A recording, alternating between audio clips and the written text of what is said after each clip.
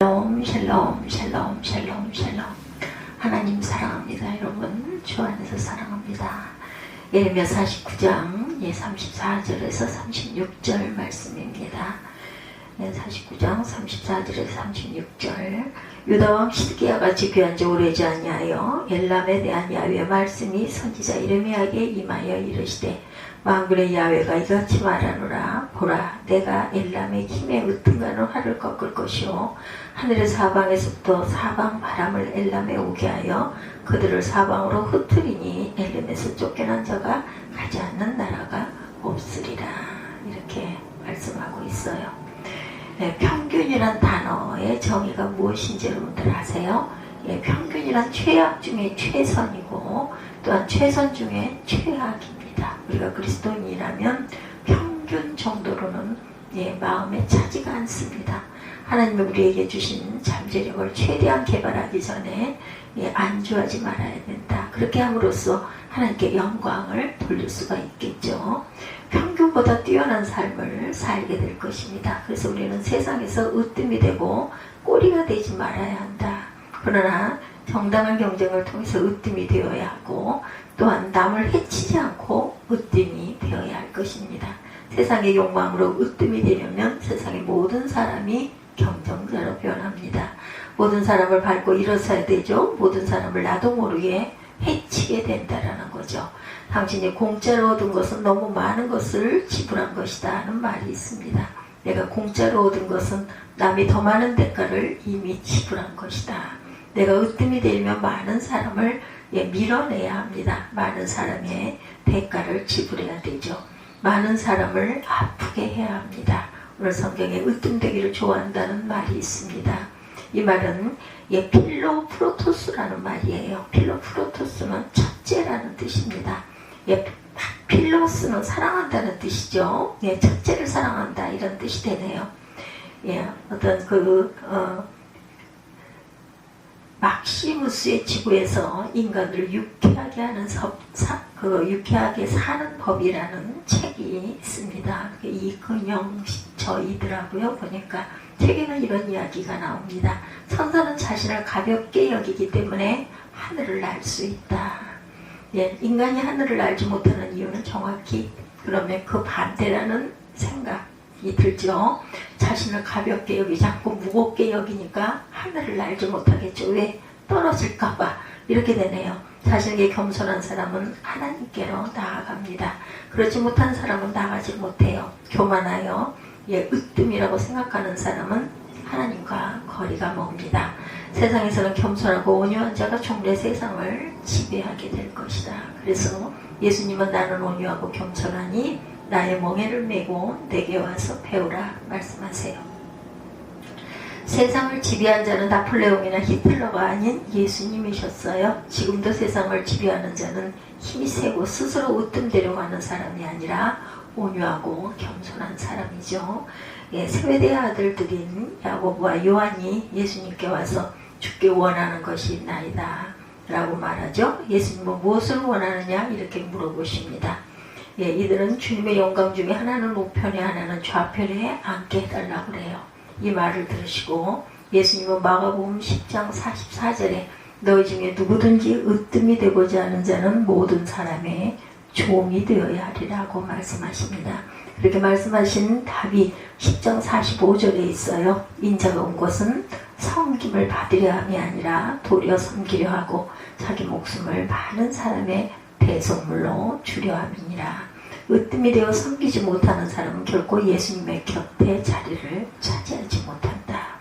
튀어야 산다는 시대입니다. 다른 사람보다 무엇인가 특별한 것, 그리고 그 튀어있는 것이 있어야 하는 시대에 살고 있어요. 이런 시대에 으뜸되기를 좋아하는 것이 얼마나 부질없는 것인지를 배울 수 있기 바랍니다. 으뜸되기를 좋아하는 자의 슬픔을 살펴보고 늘 겸손한 하나님의 자녀들이 돼야 되겠죠. 첫째, 으뜸되기를 좋아하는 자가 교회 안에 있습니다. 9절에서 그들 중에 으뜸되기를 좋아하는 디오드레베가 우리를 맞아들이지 아니하니라고 말씀하죠. 당시 교회에 으뜸되기를 좋아하는 디오드레베가 있었던 거죠. 디오드레베라는 이름의 뜻부터 예사롭지가 않습니다. 디오스라는 말은 제우스를 의미하죠. 트레포라는 말은 기른다라는 뜻을 갖고 있습니다. 예, 기른다라는 말을 하고 있다는 거죠.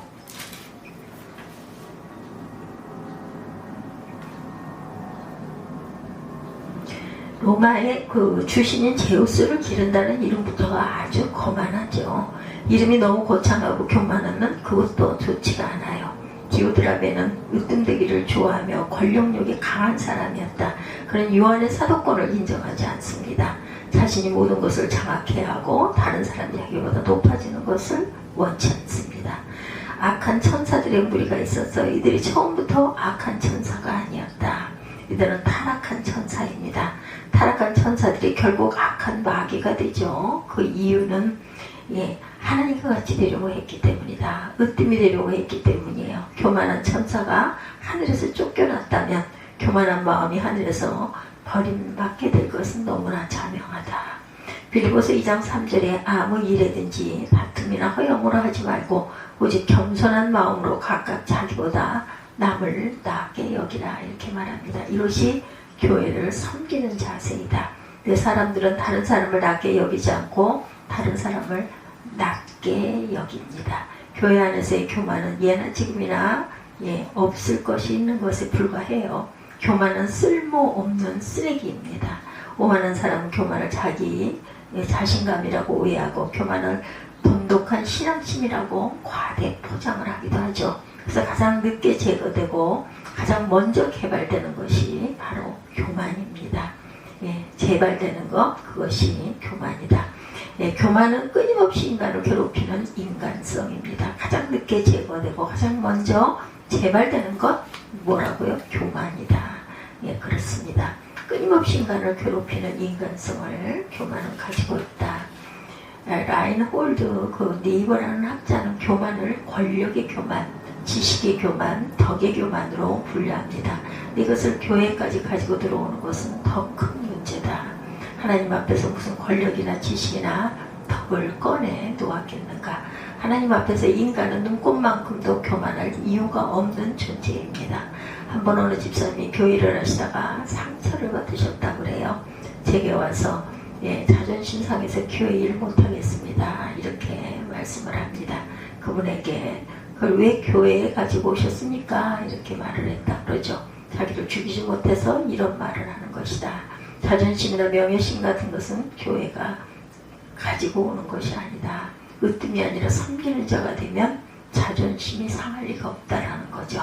교회 일을 하다가 기분 나쁠 일이 없어요. 중세교회는 7가지 치명적인 죄의 목록이 있었다고 합니다.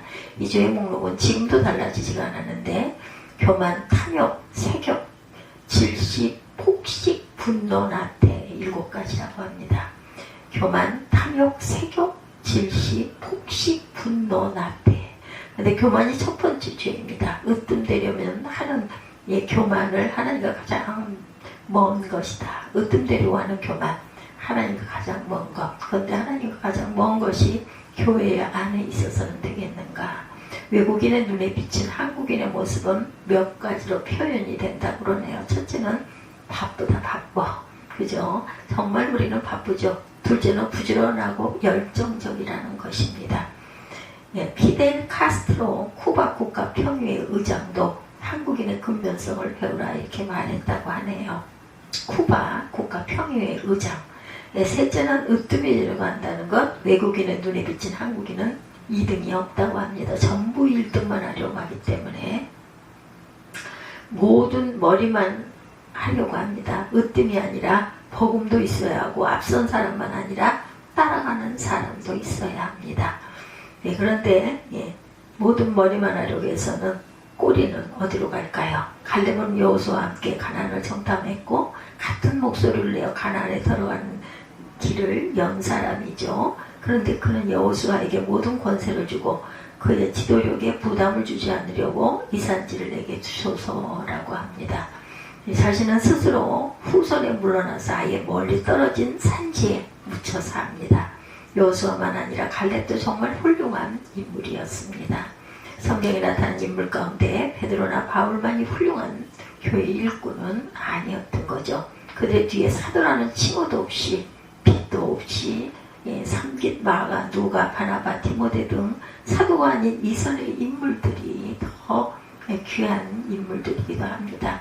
이런 인물이 교회가 필요로 하는 일꾼들이다.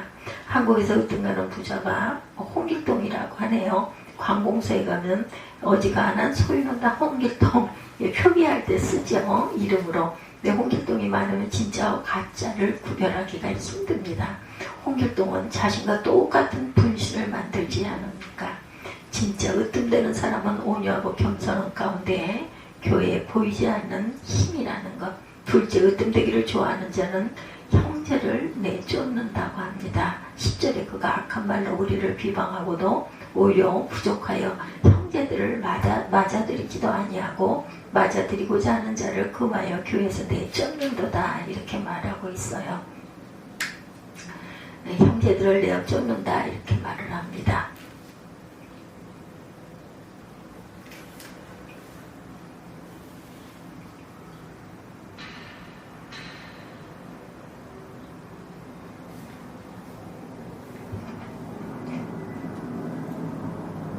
자신이 으뜸이 되면 남을 쫓아내야 되죠. 디오드레베는 바로 이런 사람이었다. 디오드레베의 세 가지 악행. 첫째는 요한의 사도권을 무시하고 악한 말로 대항하고 그 평론합니다. 둘째는 순회 전도자인 형제들을 맞아들이지 아니했어요. 셋째는 형제를 받아들이는 의로운 교인들을 다 쫓아냅니다. 으뜸되기를 좋아하는 자는 남을 용납하지 않아요. 나보다 나은 사람을 못 봅니다. 이것이 으뜸되기를 좋아하는 사람의 일반적 특징이다. 공동체는 다른 사람을 용납하는 것이 기본입니다. 다른 사람을 다 쫓아내고 나 혼자 1등할 수가 있겠는가? 나 혼자 으뜸될 수가 있겠는가? 다른 사람이 없으면 나 혼자도 아무 소용없는 일이다. 나 홀로 간다면 남들로 홀로 갈 것이다. 헬기 나우에는 공동체를 결코 함께 살고 싶지 않은 사람과 언제나 같이 사는 곳이다. 이렇게 정의했다고 그래요. 함께 갈 줄 아는 것이 공동체의 삶입니다. 로마서 12장 10절에 형제를 사랑하여 서로 우애하고 존경하기를 먼저 하라고 말하죠. 히브리서 10장 24절에도 서로 돌아보아 사랑과 선행을 격려하라고 말합니다. 서로 사랑하라고 해요. 성경에 반복되는 말씀 서로 혹은 함께입니다. together. 샌프란시스코 신학교에 제일 먼저 학교에서 신입생들에게 강조하고 주지시키는 것이 있다고 그러네요. 포괄적 언어 정책이라는 것입니다. 학교에서는 철저하게 신학의 용어를 남을 배제하거나 차별하는 것을 사용하지 못하게 한다고 그래요. 예를 들어 하나님을 아버지라고 하거나 남자를 맨이라고 하면 아예 논문을 통과시키지를 않는다고 합니다. 어느 한쪽을 무시하거나 차별하는 것은 언어에도 아예 사용하지 말라는 것이죠. 이런 훈련은 신학과 사고에 많은 도움이 됩니다. 교회에서 다른 사람을 내어 쫓는 일들이 가끔 있죠. 내가 으뜸되기를 위해서 나보다 나은 사람을 내쫓고 내가 모든 것을 좌지우지하려는 그러한 심리가 있습니다. 이런 사람들은 자신도 모르게 많은 사람에게 상처를 주고 교회를 하나님의 집이 아닌 자신의 집으로 만드는 경향이 있다. 사회에서도 부하 직원이 나보다 능력이 되므로 못 봐주는 사람, 가끔 실력 있고 훌륭하고 큰 교회로 성장시킬 수 있는 부목사님이 있으면 정말 좋겠습니다. 그것이 한편으로는 목회를 잘했다는 증거이기 때문에 시기할 것도 없고 질투할 일도 아니죠. 정말 원하고 있는 것은 우리가 은퇴한 후에도 그죠? 덕도 보고 손에 들 것이 없을 것. 훌륭한 가정에도 흔히 문제아들이 있어요. 위대한 사사 기드온이 죽고 나서 그의 아들 여룻바알은 스스로 왕이 되려 형이 70명을 죽이는 사건이 일어납니다. 근데 막내 아들 요담은 숨어 있어서 화를 면하죠. 세겜 사람들은 여룻바알을 왕으로 삼습니다. 이때 요담은 그리심산 꼭대기에 올라가서 이런 비유를 하죠. 나무들이 남의 왕을 세우기로 했다. 감람나무에게서 왕이 되어달라고 했지만 거절한다. 무화과 나무에게 왕이 되어달라고 했지만 거절한다. 포도나무에게 가지만 역시 거절하였다. 마지막 가시나무에게 가서 왕이 되어달라고 하자 그는 수락하면서 자기 그늘 아래 와서 쉬라고 하였다. 그렇지 않으면 불에 살려 죽이겠다고 했어요. 과연 이런 가시나무가 왕이 될 자격이 있느냐. 여룻바알은 3년 동안 세겜의 왕으로 있다가 세겜 사람들이 배반하게 됩니다. 어느 한 여인이 맷돌을 여룻바알의 머리에 던져 두개골을 깨뜨려 죽게 합니다. 성경은 이 일에 대해서 형제 70명을 죽여 자기 아버지에게 행한 악을 하나님이 이같이 갚으셨다 이렇게 말하죠. 형제를 다 죽이고 으뜸이 되려고 했던 여룻바알을 하나님이 직접 치신 그 사건입니다. 베드로도 으뜸이 되려고 다른 제자들을 내쫓은 적이 있었어요. 그는 예수님께 다른 제자들이 다 버릴지라도 자기는 절대로 버리지 않겠다고 말해요. 자기가 으뜸이 되려고 다른 제자들을 마음에서 버린 거죠. 다른 사람보다 내가 으뜸이라고 생각하는 것, 다른 사람보다 내가 제일 사랑한다고 생각하는 것에 위해서 말씀드렸던 대로 요한과 야고보도 다른 사람을 제쳐주고 하나는 저편에 하나는 우편에 있게 해달라고 하죠. 이런 으뜸이 되려고 다른 사람을 내어 쫓는 자체가 마귀의 올무화됩니다. 새로 나온 그 상대성 원리 이런 것이 요즘에 있다고 하네요. 나보다 더 늦게 운전하는 사람은 바보고 나보다 더 빨리 운전하는 사람은 미친 사람이다. 다른 사람의 잘못은 죄인데 내 잘못은 인생의 실험이다. 예, 남이 하는 기침은 의도적인 것이지만 내가 하는 기침은 어쩔 수 없는 생리현상이다. 옆집 남자가 직장을 잃으면 불경기지만 내가 직장을 잃으면 공황이다. 그러니까 나에게는 너그러운 거죠. 누구나 그렇습니다. 남이 뜻을 꺾지 않는 것은 고집불통이 되고 내가 뜻을 꺾지 않는 것은 감직하기 때문이다. 예, 내게 하는 비판은 파괴적이고 내가 하는 비판은 건설적이다. 이런 상대적 마음이 우리에게 팽배합니다.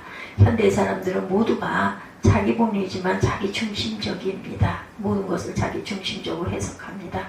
그래서 거미사회인 정보사회에서 사람은 누구나 거미형 인간이다 이렇게 말한다고 그래요. 모두가 자기 중심적이고 극단적이고 자기 사랑에 빠진다. 이런 현대인의 심정이 형제를 내치고 자신이 으뜸이 되려고 하는 보편적 심리가 지배하는 것이죠. 그래서 전설적 골퍼인 잭 니클라우스는 모든 기록은 누구에겐가 의해 언젠가 깨어지도록 되어 있다라고 합니다.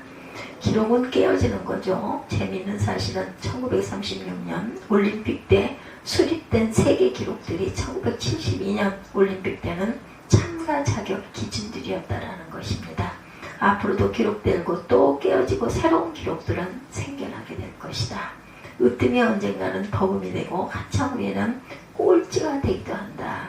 요즘은 으뜸으로 늘 불안하고 흔들립니다. 으뜸이 되려는 자는 늘 경쟁적이고 시기와 질투가 끊이지 않고 남을 내치고 심지어 남을 죽이기까지 한다. 그러나 이 모든 보응은 하나님께로부터 받게 되어 있습니다. 하나님은 예레미야 49장 35절에 내가 엘람의 힘에 으뜸하는 활을 꺾을 것이오 이렇게 말씀합니다. 으뜸되려고 하는 사람은 하나님이 직접 손을 보신다라는 것이죠. 반면에 사람이 하나님 앞에 으뜸되는 비결 베드로전서 5장 6절에 그러므로 하나님의 능하신 손 아래 겸손하라. 때가 되면 너희를 높이시리라. 으뜸되고자 하는 자는 항상 슬픔이 있고